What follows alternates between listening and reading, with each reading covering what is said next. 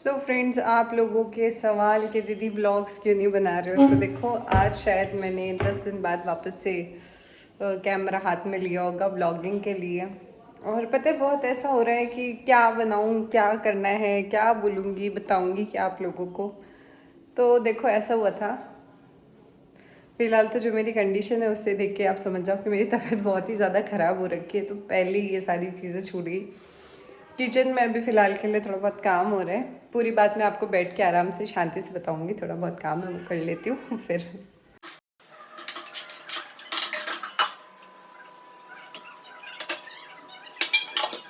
तो देखो कमरे में घुसते ही कमरे की हालत। ये मेरे रुद्र बेड पे कोई सामान ऐसे नहीं रहने देगा व्यवस्थित। नीचे देखो सारे सामान गिरा के फिर वो खेलता है। इधर झूला, इधर पूरा बिखेरा, मतलब ऐसा ही चल रहा है इसके राज में। तो मतलब इसके काम की जो सफाई रहती है उसी को करने में मेरा दिन फिलहाल के लिए जा रहा है। तो चलो एक बार तो मैं बिंदी बिंदी लगा लूँ, आप लोगों से बैठ के आराम से शांति से बात करूँगी। तो पहले मैंने ये साड़ी पहन रखी है, सुबह से बताती हूँ आपको। सुबह से ये साड़ी पहनी है कि भाई मैं शूट कर लूँगी, है ना। और अभी शाम के बज गए 6:30, जिसमें मैंने अभी आटा वाटा लगा लिया और रोटी की तैयारी कर ली है। अब आप लोग सोच रहे हो कि रिंकू कहाँ गई, या आपके सासू जी कहाँ गए, दादी जी कहाँ गए। तो चलो सबका एक एक एक एक करके बताएंगे। फ़िलहाल के लिए मेरे लिए शायद इतना मेकअप काफ़ी है, इससे ज़्यादा मेरी मेकअप करने की हिम्मत नहीं है। बाकी शूट करेंगे तब देखते हैं कि हेल्थ साथ देती है या नहीं देती है। तो मैं ट्राईपॉड ढूंढ लेती हूँ। फ़िलहाल तो मेरा ट्राईपॉड भी रुद्रा लेके कहीं भाग गया। तो जैसे ही मैं ब्लॉगिंग स्टार्ट करने वाली थी, दादी जी आ गए खेत से, पापा जी आ गए दुकान से और रुद्र बाहर रोने लग गया।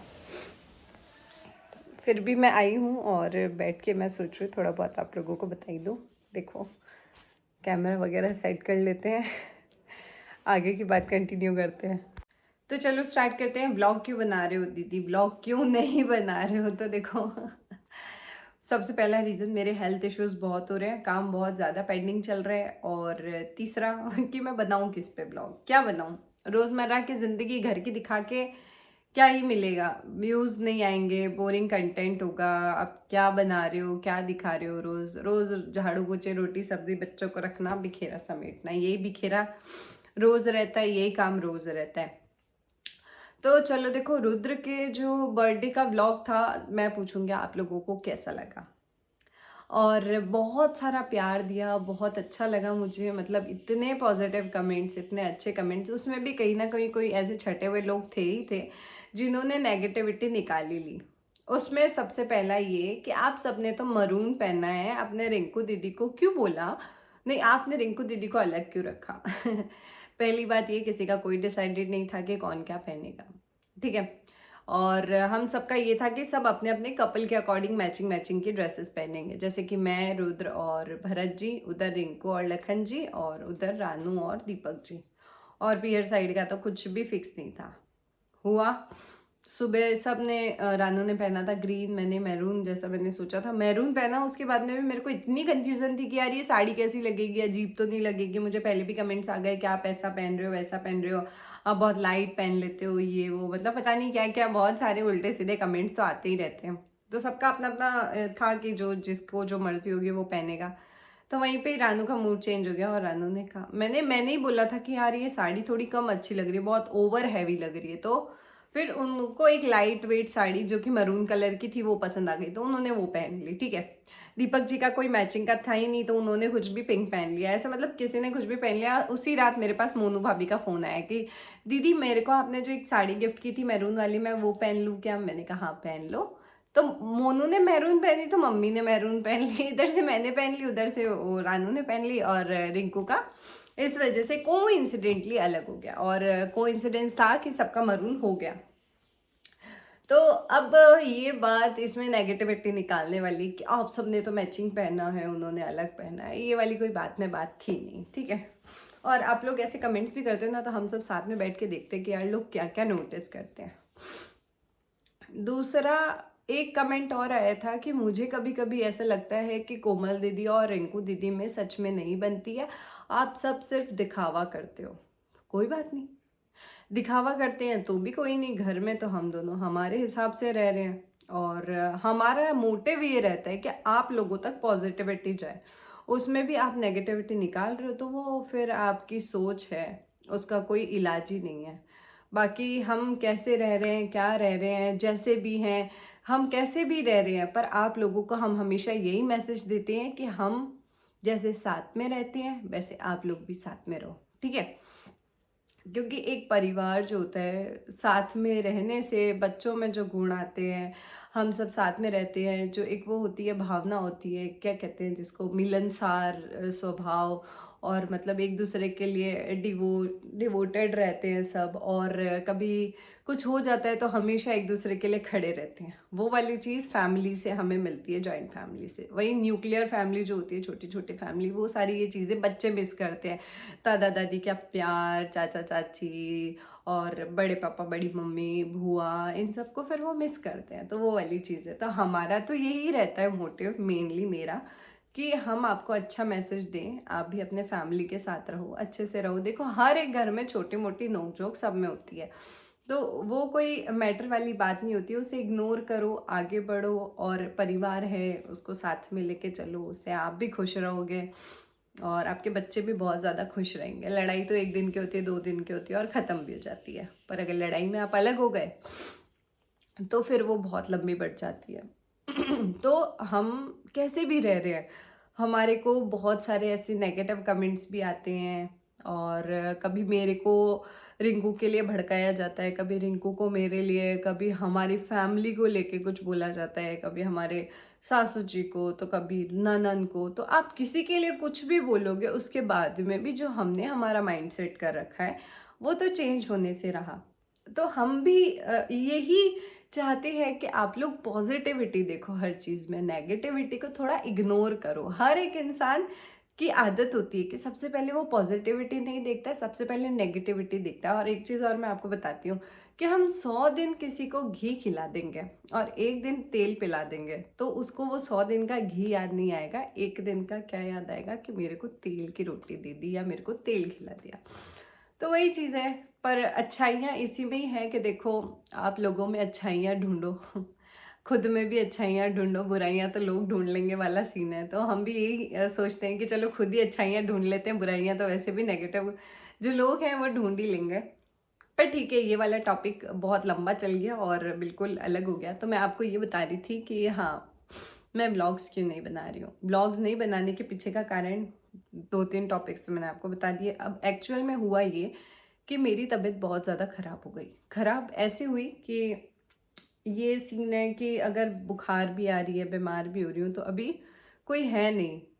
रीज़न, रिंकू के घर में अभी रात्रि जागरण का प्रोग्राम है पीहर में, तो वो वहाँ गई है। और मम्मी जी हैं, उनको फ़िलहाल अभी आना नहीं है किचन में भी, और मैं रह गई अकेली और मुझे आ रही है फीवर। ये तो अभी करंट सिचुएशन है। उससे पहले ये हुआ था कि मेरा हुआ क्या था, अभी भी यही सिचुएशन है कि मेरा जो काम है, जो मेरा मेन काम है, कोलैबोरेशन करना, आप लोगों को साड़ीज़, आप लोगों को एथनिक वेयर सजेस्ट करना, आपको अच्छी अच्छी चीज़ें सजेस्ट करना, वो मेरे पास में हद से ज़्यादा पेंडिंग पड़ा है। उस बीच में मैं व्लॉग्स नहीं बना सकती। व्लॉग बनाते हैं तो हमें 2 घंटा एक्स्ट्रा चाहिए, पूरे दिन एनर्जेटिक रहना पड़ता है। ऊपर से जो छोटा बच्चा मेरा वो है ऐसा हाइपर एक्टिव कि उसके चक्कर में मैं कुछ भी नहीं कर सकती। तो व्लॉग्स इस वजह से मेरे डिसकंटिन्यू हो जाते हैं। मैं भी चाहती हूँ कि मैं आप लोगों के साथ में बातें करूँ, कुछ कुछ शेयर करूँ, अच्छी अच्छी चीज़ें बताऊँ, पर होता ही है कि लास्ट में थक हार के ऐसी स्थिति हो जाती है कि बस यार मर गए, अब ख़त्म, अब कुछ भी नहीं होगा। ये वाली सिचुएशन है। तो मेरे पेंडिंग काम इतना बाकी था कि एक दिन के मुझे 3 से 4 शूट करने पड़ रहे थे, जिसमें सिचुएशन ये है कि सुबह उठो, नहाओ धो, काम करो किचन का, बच्चों को रखो, उसके बाद में उसको खिलाओ पिलाओ, उसमें आधा 1 घंटा पूरा हो जाता है एक बार के सेशन में, रुद्रा को खाना खिलाने में। फिर वो जागता है पूरे दिन, 12 से 2 वो जाग जाएगा, उसके बाद में 3 से 5 सोता है सिर्फ, बाकी वो पूरे दिन जागेगा, उसी में हमें काम करना, उसी में हैंडल करना, और उस बीच में रुद्र के जागते हुए शूट होना तो इम्पॉसिबल है। रात को टाइम मिलता है कि रात को सब इकट्ठे हो जाते हैं। अब हमारे है कि जॉइंट फैमिली है, जॉइंट फैमिली है, पर हम सबका अलग अलग काम है। दादी जी खेत पे जाते हैं, मम्मी जी दुकान पे जाते हैं, रिंकू का वो आ जाता है कानू स्कूल से, उसको पढ़ाना पड़ता है। तो रुद्र को रखने वाला कौन? मैं। पूरे दिन में। शाम को तो मम्मी जी, पापा जी, दादी जी, उसके पापा, चाचा सब आ जाते हैं, सबके साथ में खेलता रहता है 7-8 बजे के बाद में, पर तब तक के लिए तो बिजी रहते हैं। फिर रात का जो टाइम मिलता है उसमें हम किचन से फ्री होते हैं रात के 9 बजे समथिंग। उस बीच में अब मैं कैसे, कहाँ पे क्या व्लॉग बनाऊँ, क्या शूट करूँ, कौन मेरे को शूट करके देगा। था मेरे साथ में, आप चंदू को भी जानते होंगे कि चंदू कहाँ गया, चंदू बर्थडे में नहीं आया। चंदू अब 9th क्लास में आ गया, अब वो बैक टू उसकी मम्मी के घर पे चला गया। और वो वहाँ पे अच्छे से पढ़ाई कर रहा है। हम भी यही चाहते हैं कि ये विलेज एरिया है, यहाँ से थोड़ा सा निकल के वो अच्छी सी पढ़ाई करे, तो इस वजह से फिर उसको अभी वो उसके शहर में पढ़ाई करने वो चला गया। तो अब हम शूट कौन करते हैं, कैसे क्या करते हैं, रिंकू मेरा शूट करती है, मैं रिंकू का शूट करती हूँ। अब रिंकू नहीं है तो हम कैसे सिचुएशन हैंडल कर रहे हैं, पूरे दिन जैसे तैसे काम करके निकाल लेते हैं।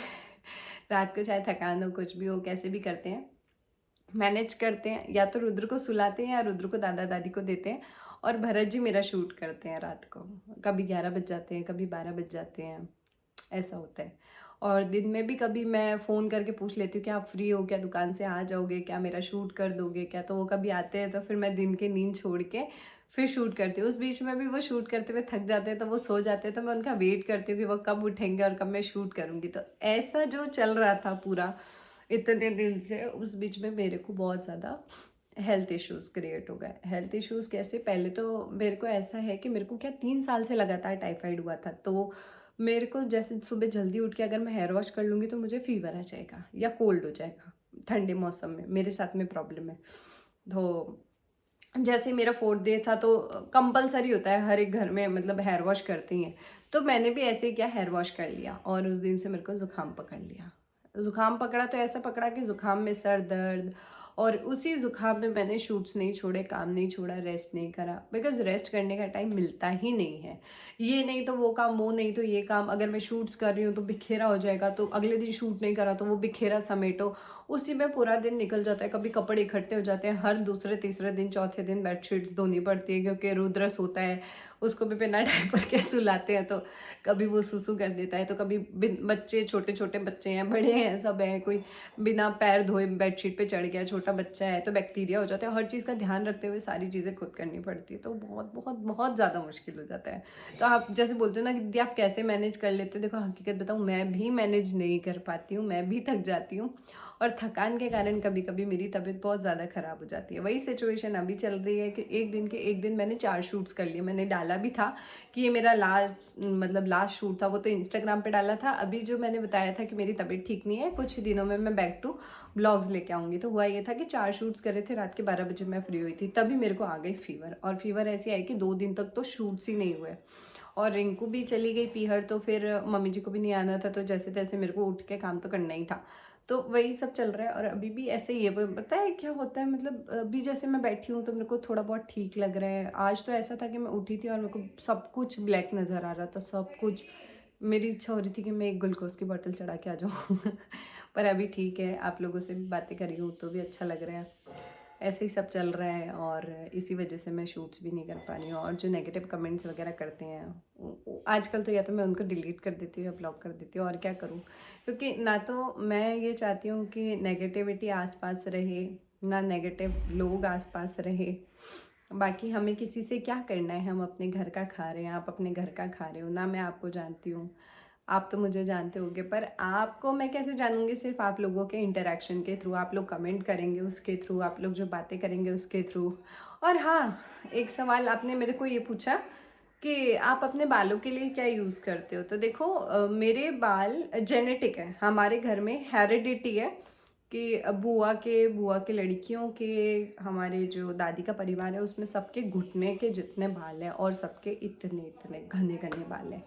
मेरे साथ में ये हुआ था कि मेरे को टाइफाइड हो गया था, तो मेरा हेयर फॉल बहुत ज़्यादा हो गया था। उसके बाद में मैंने डॉक्टर से ट्रीटमेंट भी लिया था, देखो। पर रानू की शादी मैंने विक मंगवाई थी कि भाई मैं कहीं टकली ना हो जाऊँ, तो मैंने उसके लिए हेयर विक भी लगाई थी यहाँ पे, और नकली बाल भी यूज़ किए थे। देख लो, इतने से बाल हो गए थे मेरे। पर जैसे ही टाइफाइड सही हुआ, प्रेगनेंसी हुई, प्रेगनेंसी में भी मेरे को बहुत बाल टूटे। उसके बाद में अभी मेरे बाल नहीं टूटते। उसके लिए मैं एक्स्ट्रा कुछ भी नहीं कर रही हूँ, जो भी शैम्पू हम रेगुलरली यूज़ करते हैं वो यूज़ करती हूँ। सनसिल्क अभी यूज़ कर रही हूँ करेंटली, पैंटीन का कंडीशनर यूज़ करती हूँ। मेरे कर्ली हेयर है तो कंडीशनर मुझे ज़रूरत पड़ती है। बाकी मुझे बहुत सारे ऐसे पूछते हैं कि आप क्या लगा रहे हो, क्या आपने किया। मैंने कुछ भी नहीं किया, यहाँ तक कि मैं हेयर में ऑयलिंग भी नहीं करती हूँ। और जहाँ तक ज़रूरत ना हो, हेयर में ऑयलिंग नहीं करनी चाहिए। आप कहीं पे भी सर्च आउट कर लेना, ऑलरेडी हमारे सर में ऑयल होता है, तो उस वजह से भी एक्सेसिव हेयर ऑयल यूज़ करने की वजह से भी हमारे बालों में इफ़ेक्ट पड़ता है।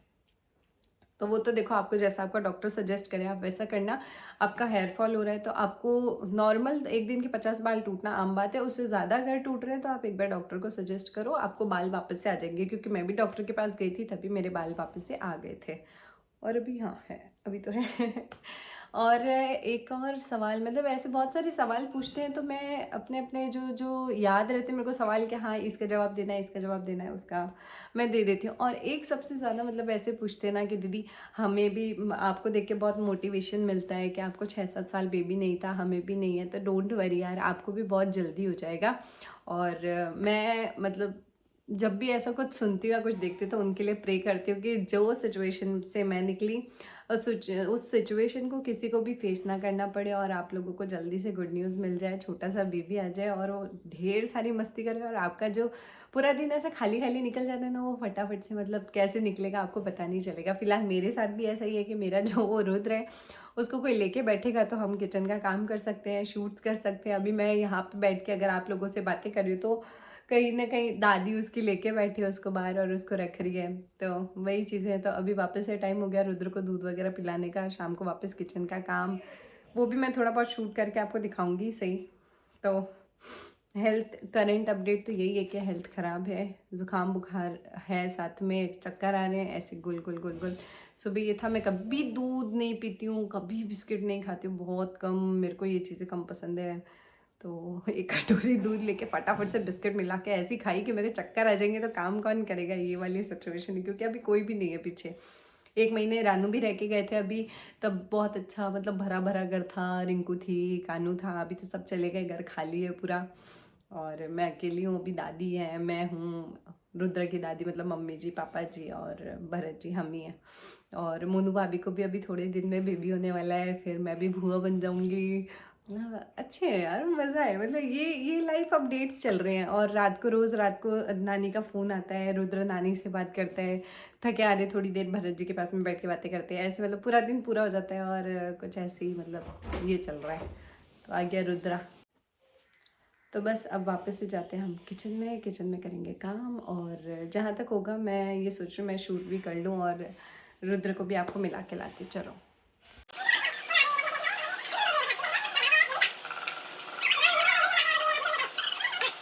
बस ये स्टार्ट है, सब बिखेरा करना। तेरे को किसने बोला था यहाँ पे ऐसे बिखेरा करने के लिए?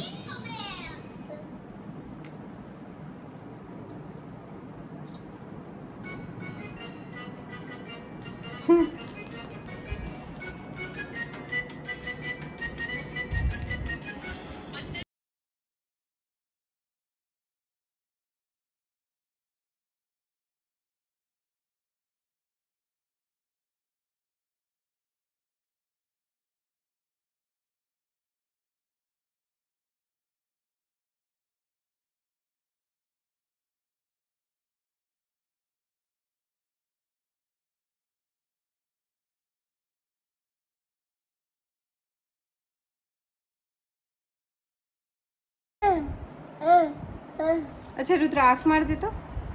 रुद्रा हाँ ले ले चम्मच। दूध कैसे बनाऊँ फिर मैं तेरे बता। देखो देखो देखो रुद्रा, ए रुद्रा आँख मार दे ना। मैं मम बनाऊँ, मम तेरे मम बनाऊँ?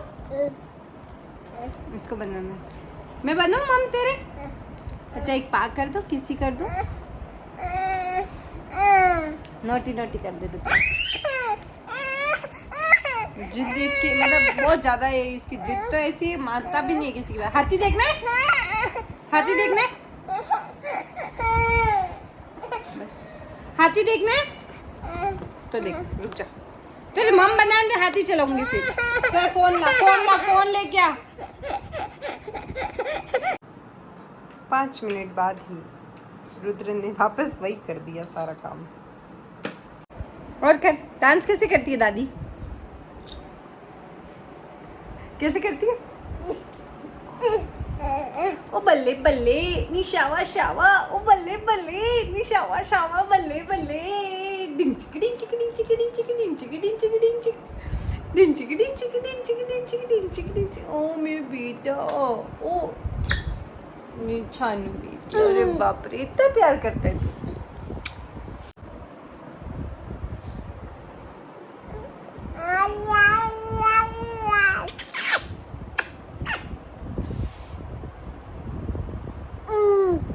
अच्छा शेर कैसे बोलते हैं? बिल्ली कैसे बोलती है? और काऊ को कैसे बुलाते? काऊ को,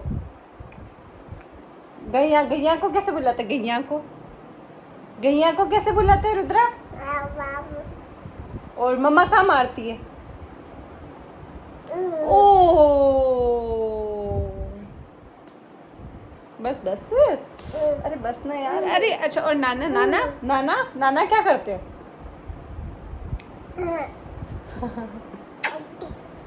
अच्छा पंखा कैसे चलता है? अरे यार पंखा कैसे चलता है? और दादी डांस कैसे करती है? दादी डांस कैसे करती है? ओहो क्या बात है, क्या बात है। चल फ्लाइंग किसी करते, बाय।